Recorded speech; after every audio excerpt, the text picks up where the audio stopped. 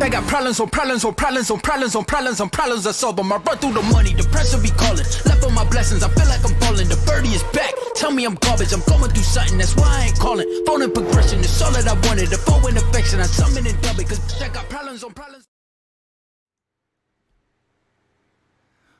What's going on, people? It's the Xbot 448 and coming with a live video. A couple things I've wanted to talk about for the last day or two, but you know, the kids are doing school at home, stuff like that. So it's been a little rough trying to get content out there. Of course, you know, next podcast is on Saturdays, and that's pretty much.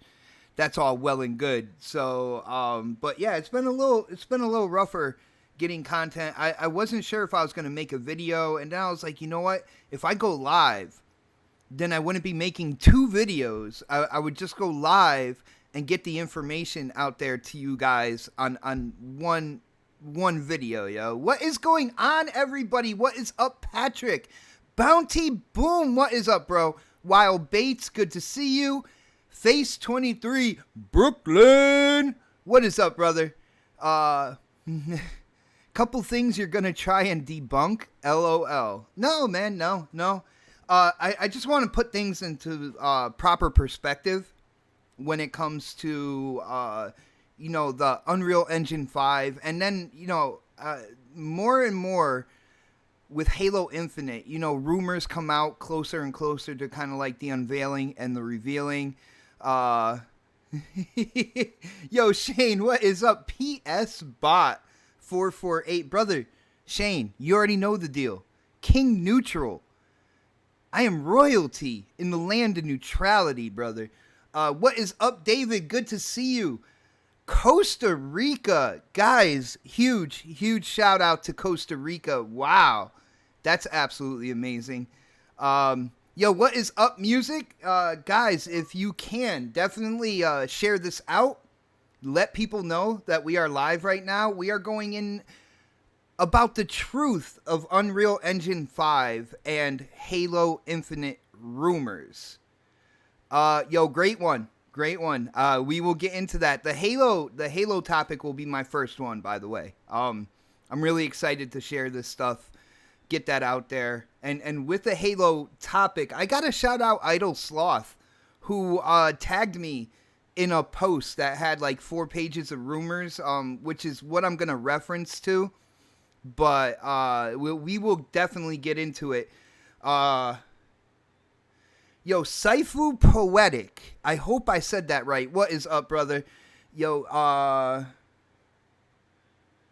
going to call you, Dark OS Dreamers. I'm going to call you Dark Dreamers, okay? I don't know what's going on with the OS or if it's Dark Costs. I don't know, bro. Rico, what is up, brother? Good to see you, man. Yeah, a couple cool things to talk about today. Of course, I guess pictures of The Last of Us 2 limited edition PS4 have come out. And just real quick, before we dive into Darkos Dreamers. Can I just call you Dreamers, bro? Hopefully, I could just call you Dreamers, man. Just real quick about the leaked images of The Last of Us 2 PS4. One thing I will say, from looking at those images real quick, it seems like it is laser etched. It is not just a decal thrown, on top of the system or whatnot. It looks like it's laser etched, and for that, you got to applaud them, man. You got to applaud them. I don't know. I understand in the game there are a lot of ferns in there. I don't really know what the moth has to do with anything, and I think those are all kind of like story related. But you gotta give Sony props where it's due, and they listened to the community and they saw what other companies in the community were doing. I really feel like that Gears 5, what Xbox did with Gears 5 limited edition console, I think that made them kind of stand up and take notice and be like, oh, damn, well, what are we doing here? And anytime you see a company, improve kind of like their status quo, And let's be real here. When it comes to the PS4 limited edition consoles, they seem pretty kind of like thrown together. This one, oh, the fern is Ellie's tattoo. Okay. Plus, there are a lot of fern. Like, she's hiding in a lot of ferns in gameplay. Let's be real here, Seraph. So it makes sense. Maybe she got the tattoo because she thought she would blend in more when she was sneaking around before she stabbed somebody in the neck or something. But when it comes down to it, you gotta shout them out for doing more than what they've done. When it comes down, like when you look at it, it could have used some color, but at the end of the day, if they're using a laser etching, shout out to Sony for that.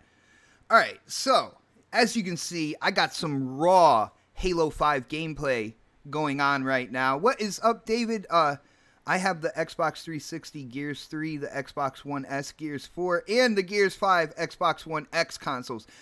David, I think you might be a Gears fan. Call me crazy. Yo, Doggy Dog, what is up, brother?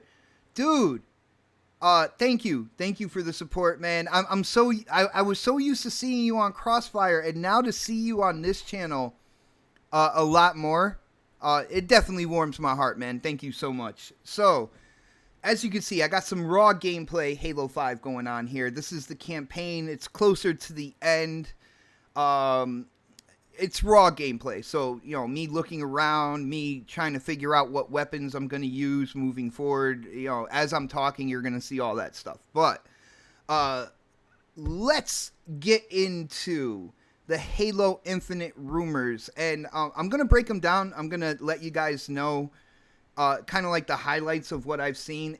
And I'm going to let you know something else as well while we're talking about it. So I'm going to switch over in my tab to another Twitter. So let's get started with details about Halo Infinite's campaign. So Echo 216's Pelican acts as an in-game menu for the single-player campaign. So, Master Chief can change his loadout there between missions, and this is where you add skulls, change difficulties, stuff like that. The campaign itself is split into 4 open-world segments. Each has a different theme. So, there's 2 that are supposedly known right now, which is kind of like a denser forest and a snowy landscape. They all take place on Zeta Halo and feature their own main missions and side quests. Now, this is something I will let you know. A lot of this stuff I'm going to talk about today, I've already heard kind of like behind the scenes. But I also, with that, I'm not trying to get anybody in trouble, so I didn't really put it out there. Anytime this information comes out, I'm like, yes, I can talk about this, okay? So, they all take place on Zeta Halo, feature their own missions and side quests. So, every time you beat a mission, there's going to be about 3 or 4 side quests that will branch off with different characters as well. So, shout out to my brother K Mega. I believe there are going to be missions where you branch off as, wait for it, Locke. Oh my goodness. That comes to fruition. He will be so happy about that. The main missions are linear in nature, and once all the main missions are completed, you can then progress to the next open world because you got the gist of the story and you could move on. But the side missions will give you more information, more detail about what's going on, what you're doing, what's going on the Halo ring itself, and really will kind of like draw a bigger picture of what this game is about and what you are trying to do. All right. Some earlier leaks claim that the campaign length were close to about 20 main missions and 35 side quests. I have heard similar numbers, but there will also be plenty of random encounters in the open world areas. Now, the main missions are more linear, right? But when you start getting into the side missions and wandering out onto this Halo ring, Of course, you're going to encounter wild animals. You're going to encounter different kind of like recon groups of the enemy and stuff like that. See, this is awesome right here. And like I said, these are things I have been hearing. I have been hearing in the background, but again, I didn't want to get anybody in trouble when it comes down to it. But anytime anybody was making fun of Halo and whether or not it was going to be good, I went back to what I was hearing and I'm like, yo, these guys have no idea what's coming. To me, it really opens up the game. It adds a replay value more than just playing, beating the game on Legendary or what people call Lasso, which is Legendary all skulls on. That is a Halo thing. But it adds a replay value even more than those things would, Yeah, David, I hope there's an Xbox Series X Halo Infinite, limited edition console. My bad, guys. I still need another cup of coffee before I fully wake up here.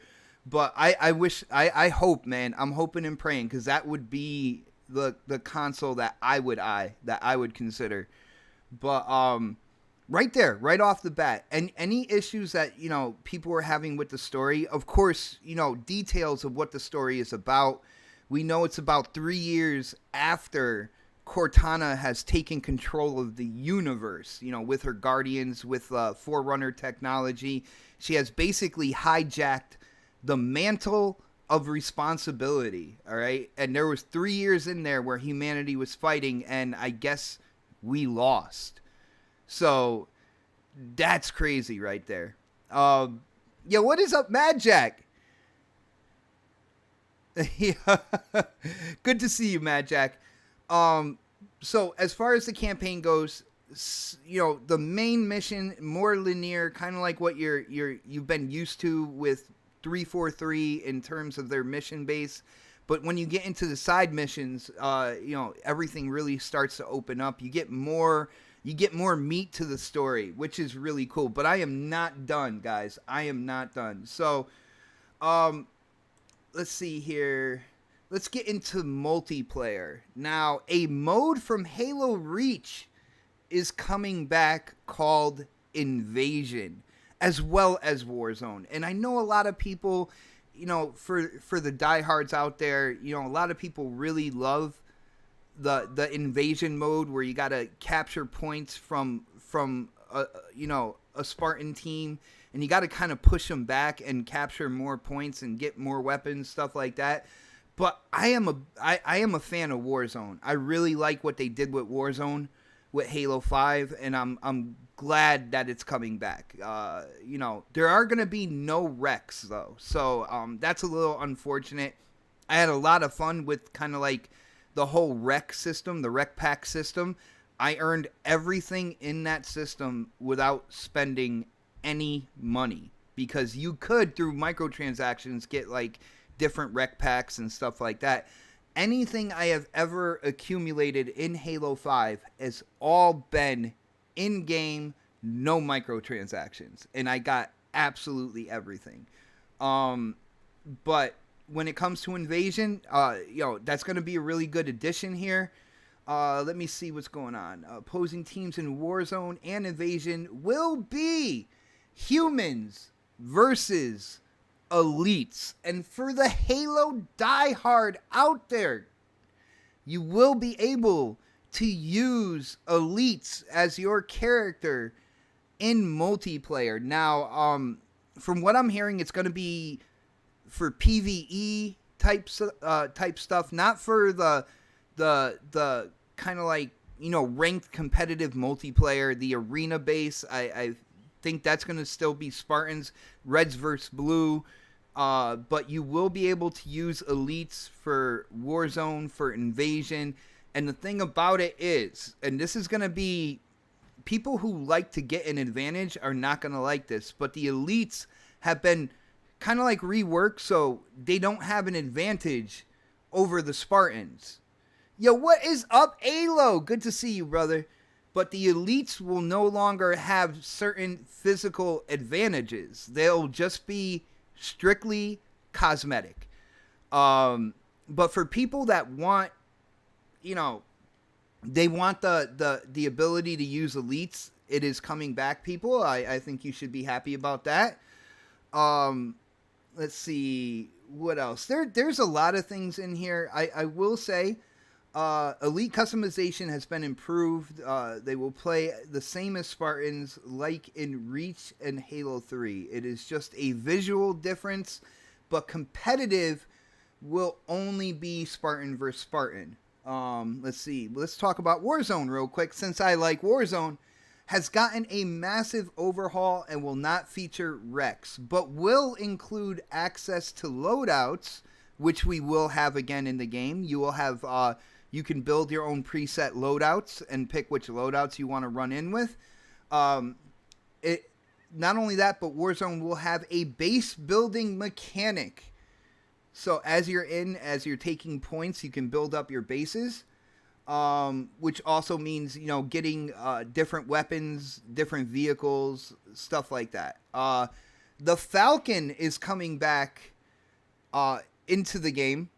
So you'll have the Falcon as a vehicle. For people who don't know, that is the double propeller helicopter that was in Halo Reach as well. I see a lot of grabbing into Halo Reach and bringing that up to date, which is really awesome because I was there day one for Halo Reach, and Halo Reach had a huge backlash from the Halo community. When that game first came out, there were a lot of people incredibly pissed off with that game, claiming they weren't going to buy it, but they did. Trust me, for people who like sales, Halo Reach did really well. But there was a huge backlash within the Halo community, and you know what? When it comes down to it, that's one of the things I've spoken about a lot.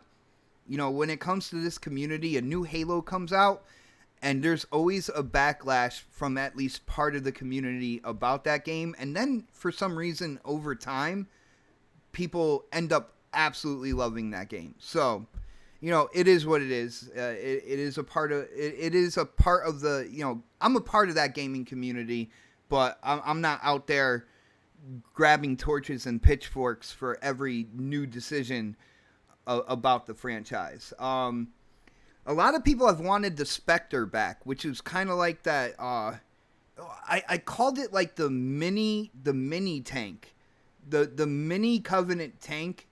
That's what I called it. But a lot of people have wanted that Spectre back. It's kind of making a return. It's not called the Spectre, and instead it's going to be a Forerunner vehicle. It's basically redesigned as a Forerunner vehicle. It has kind of like the same premise with that cannon on the bottom. You can fit a passenger in there. I believe the cannon was also run by another player as well, if I remember correctly. But the Spectre is kind of coming back, but it's going to be a Forerunner vehicle.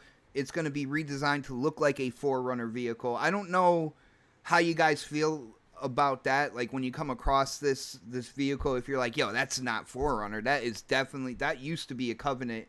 If that would be an issue for you, but I think it's pretty cool. Another thing is attachments to weapons, like different scopes, stuff like that. Now, when it comes to the ranked arena, you're not going to be able to switch out different parts to your guns and kind of customize them to you. They're going to be default weapons. But in Halo Infinite, you'll be able to put different scopes on your BR, your DMR, stuff like that. Different attachments to kind of like cater to your play style. And if you think about it, if you play Halo 5, there are different like BR attachments for when you play Warzone. You get, you can equip a different BR with like a silencer and things like that. That's what's going on here. You'll be able to add attachments to your weapons for PvE and I believe for campaign as well.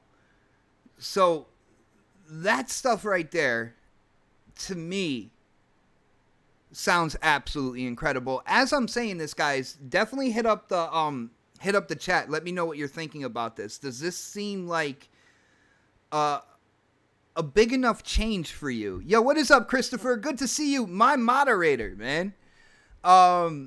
guys, yeah, I do apologize. I had to go back and read some of that stuff off, so I didn't see the chat while I was reading that stuff. But let me know if you think that this is the Halo that you might have wanted. If you didn't like Halo 5, but you do like the Halo franchise, does this right here, these changes, which I have to label as rumor right now, but again, this is going right along with things I'm hearing behind the scenes when it comes to this game. This is one of the reasons why when people, the live podcasts I'm on, when people are, kind of making fun of Halo Infinite, I'm like, you guys don't even know what's coming.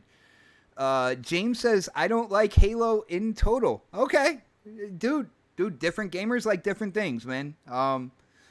But a lot of that stuff really sounds cool to me. I think they are going to go pretty nuts with Halo Infinite. I am excited for this. I'm trying to think if there was anything else. Let me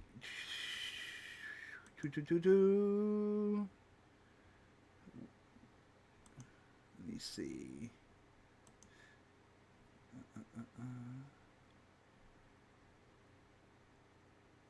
All right, so real quick for people who are more traditional, kind of like Halo guys, right? Art style. Now, I haven't seen any screenshots, okay? But this breakdown of the art style, Forerunner architecture interiors look a lot like Halo Reach's style. Exteriors, the outside of the Forerunner architecture, are more similar to 343's style with an emphasis on awe and wonder.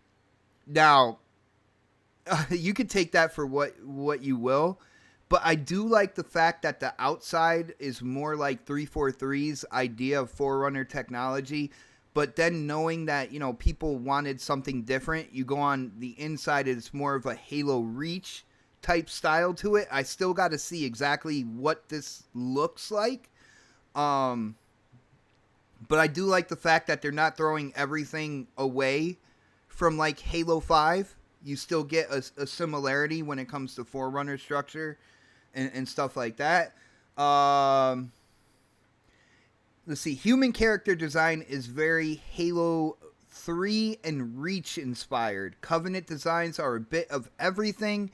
Now, if we look at the toys, when the toys that were announced for Halo Infinite, I saw the grunts, and there's a real kind of like smooth down to their armor, a more kind of simplistic nature to it that I think looks really cool. They're back with like the huge kind of like neck collar that goes up really high. I think it looks cool. Guys, I am excited. Yo, Rob, what is up? Yo, things are doing good today. They're doing even better now that I am live talking to you guys. How's everything going with you, bro? But from everything that I've heard, kind of like, again, behind the scenes and the information that's coming out, 343 is going in insanely when it comes to Halo Infinite. I am really excited to see this actually in action. Unfortunately, we have to wait until July. Yo, Halo Infinite's colors are gonna, the HDR. Yeah, I could definitely see that. So let's move on here. You guys can still talk about Halo. I love seeing your thoughts and your opinions in the chat. So, but as you're doing that, I am going to switch over to this.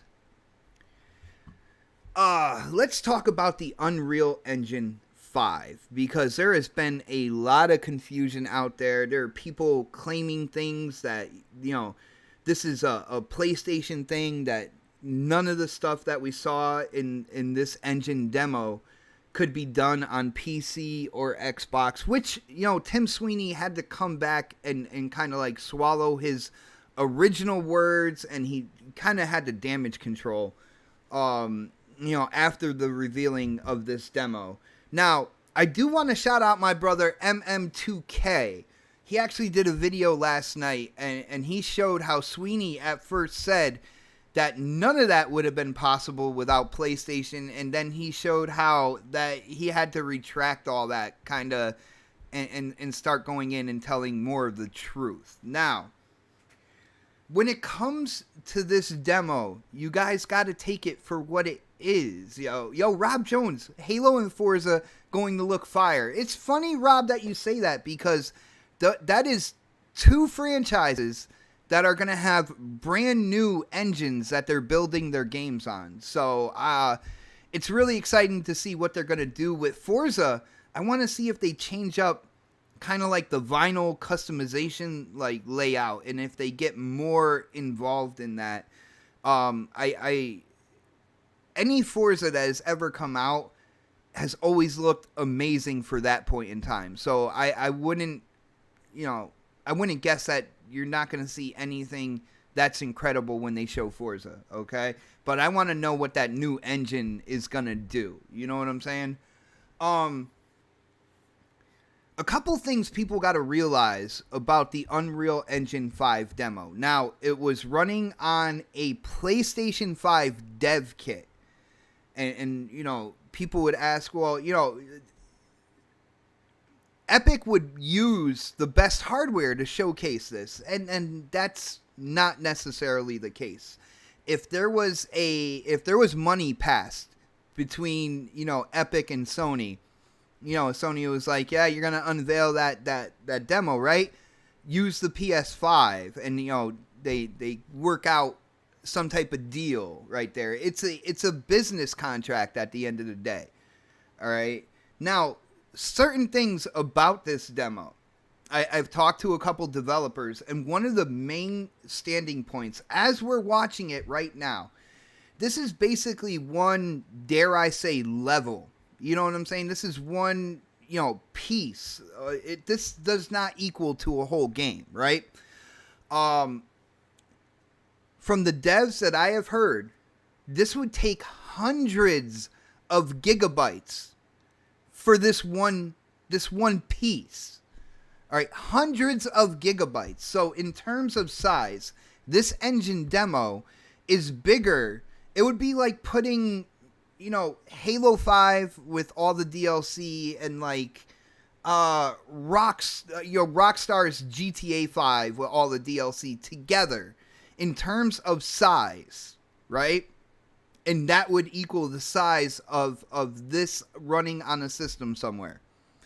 All right? So there is no way in hell that this completely shows you exactly what the next generation is going to look like. All right? When you have, dare I say, one level that's hundreds of gigabytes in size, all right? Can you imagine what the games the downloads would be on the next gen hardware? And before somebody comes out and says something, I know that they are lowering the sizes of the games, okay? They're with switching to an SSD, you don't have repeat pieces of memory. You don't have repeat pieces of the game going onto a mechanical drive. Yeah, a Dreams game. All right. Is it a Dreams game or a Dreams scene? You see what I'm saying? But I'll definitely check it out, Callie. No doubt, brother. But this one thing took hundreds of gigabytes. All right. Even if the new technology is lowering the download size, there is no way in hell that you will have a complete game like this. What's going on here is Epic is showing two new features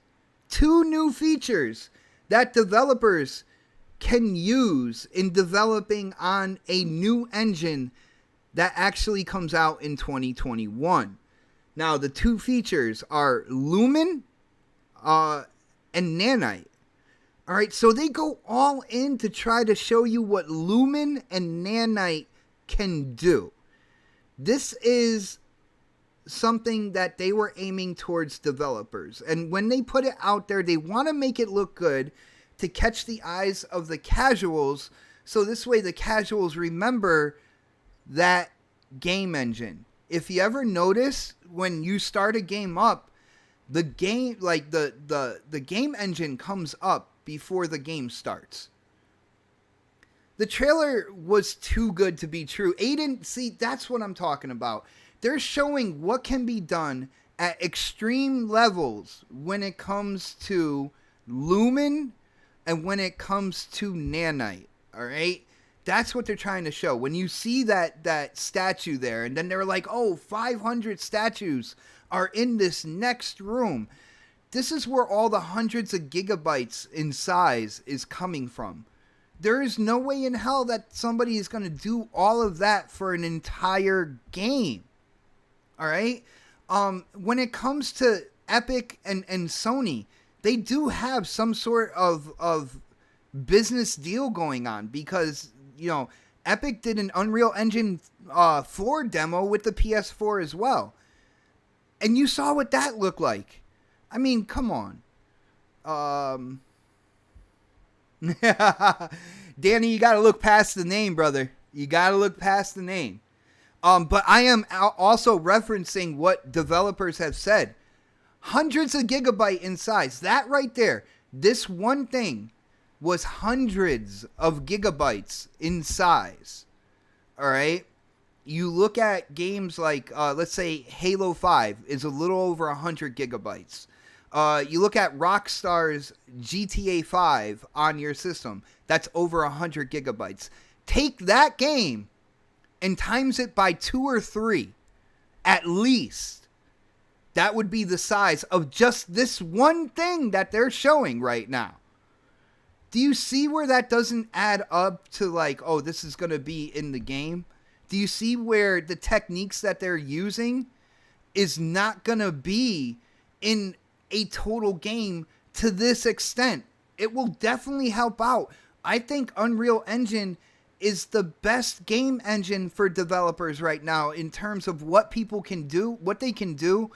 You know, and I'm not throwing in like first party, you know, in-house engines, you know, because I don't know, you know, Slipspace, you got Decima, stuff like that. Yeah, that's all good. That's only going to come on one system. Well, one system and PC now.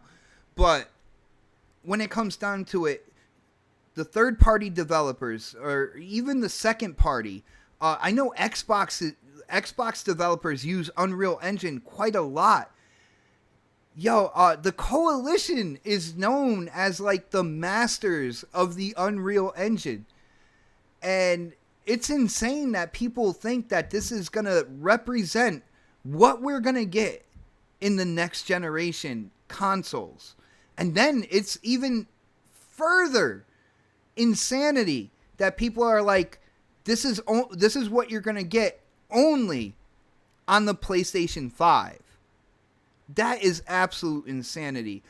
Guys, I told you right there, the size of what you're seeing in terms of a download is hundreds of gigabytes. Right there.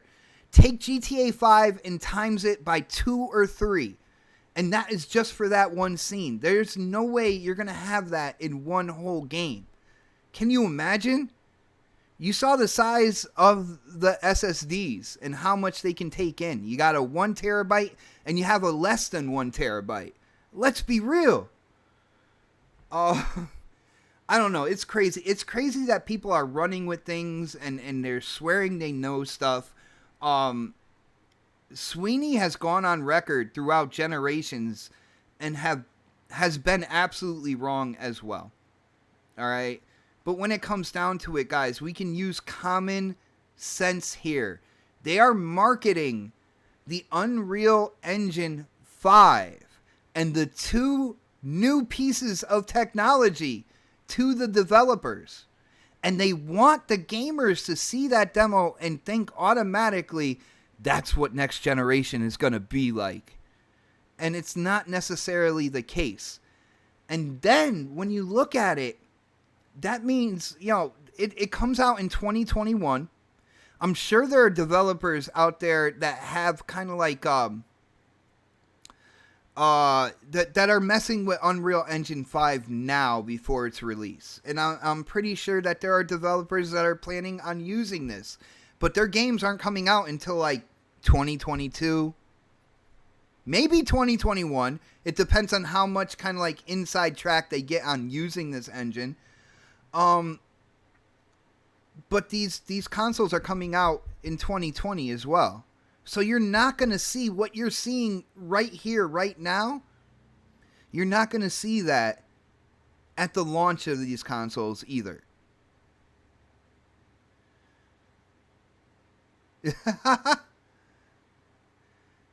Dude, I made valid points. Hundreds of gigabytes in size for one scene. Not only that, people talk about it being a gameplay demo, which technically you are right. They were controlling the character. All right. Yo, shout out to Dennis. Yo, you really have to stop being logical and sensible. We gamers can't handle it. Yeah. Thank you, brother. But when we talk about gameplay, you are right. Technically, this is a gameplay demo. But when it comes to coding a game, you code in full gameplay, full kind of like use of the character, right? This demo, all I've seen this character do was move and turn on a blue light. Movement and one blue light. That is the most rudimentary of gameplay, quote unquote gameplay, that you can get. All right. So when it comes down to it, yes, it's gameplay, but they're not coding in anything for advanced gameplay mechanics when it comes to your character. And when it comes to the very last scene, people are saying that was controlled by a character. People out there, gamers out there, even some YouTubers out there, we have no clue. And when you see how the character bounces from one building to another and stuff like that, it is really hard to swallow that was somebody controlling that character at that point and not the cutscene and just going into a fluid motion to end that scene. I don't know if that makes sense. Don't listen to Xbot. He is now a developer. Dude, I have spent enough time within this, community, within, the YouTubers, the developers that speak to YouTubers and stuff like that, to gain some type of knowledge. Okay? I mean, I'm not claiming to be a developer, but I'm also hearing what developers have said about this. All right. And it's not the creator of the engine that's talking about it, but the developers that are looking to use it. But when it comes down to it, yes, technically it is a gameplay demo, but the actual advanced gameplay mechanics of the character are very, very basic at best, very rudimentary when it comes down to it. She walks, she climbs, and she turns on the blue light. That is the whole of the gameplay. Actually, I'll go talk to NX Gamer. Me and him are cool. I was planning on actually having him on next podcast at some point in time. But, so I'll talk to him. I'll see what he has to say about that. But again, NX Gamer is also not a developer. But it seems that people are saying go see NX Gamer because he might have the information that you might be looking for. Okay? Oh yeah, and she touches the wall, which they already stated, Viper. They already stated that was actually the demo itself doing that. It is prediction animation. That's why, like, she touches the door when she goes in. That has nothing to do with the actual person controlling the character. but I don't see why touching the door would be. But yeah, it's very, very simplistic in terms of what the character can do. No, I got you, Viper. It's very simplistic in what she can do, and yet the size of this demo is still hundreds of gigabytes. The size of this demo is equal to 2 or 3 GTA 5s. Let that sink in, people. So if you think that is what you're gonna see, you're only setting yourself up for disappointment. I don't know, guys, but that's pretty much all I had to say right now. You got a little bonus in the beginning talking about the leaked Last of Us 2 PS4. We'll probably talk about that more in length on next podcast. I want to hear what the panel has to say about that.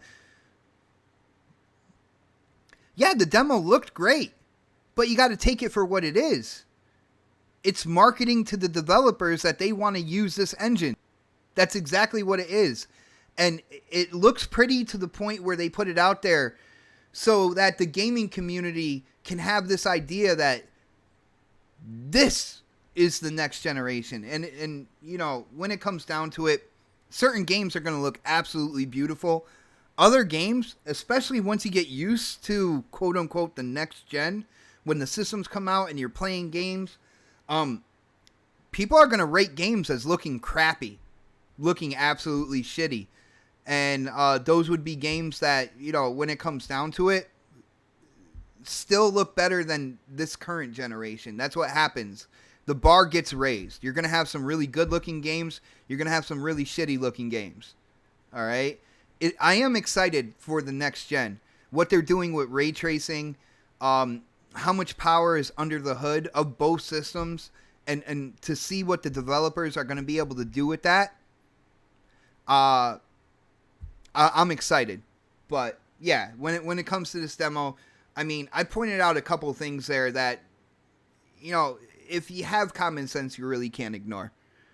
Yeah, Painted Gamer is trying to get to me right now. We'll see. We'll see, Painted Gamer. We will see. But guys, thank you so much for hanging out with me. If you haven't done it yet, hit that thumbs up button. If you haven't subscribed, definitely subscribe. This channel is the home of the next podcast. We go live every Saturday, 7 p.m. We are one of the longest running podcasts in the community that we're in, you know, and I am really proud of that. We are forever trying to do more. I'm always messing with the production value and trying to give you guys an even higher quality podcast when it comes down to it. We are growing. It is absolutely amazing. So definitely come and check it out if you haven't checked it out. It is next podcast every Saturday, 7 p.m. And of course, that's Eastern. All right.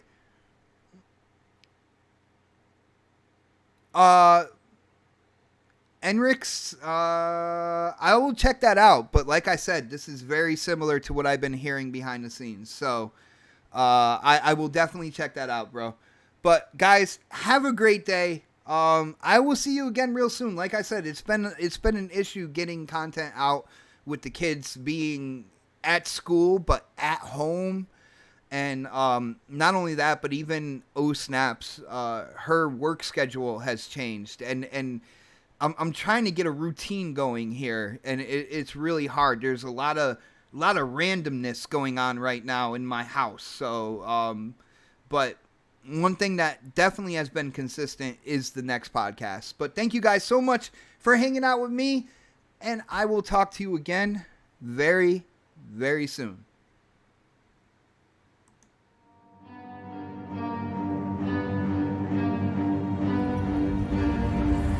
I got problems on problems on problems on problems on problems on problems I solve them. I run through the money, the pressure be calling. Left on my blessings, I feel like I'm falling. The birdie is back, tell me I'm garbage. I'm going through something, that's why I ain't calling. Phone and progression, it's all that I wanted. The phone in affection, I summon and dub it. Cause I got problems on problems.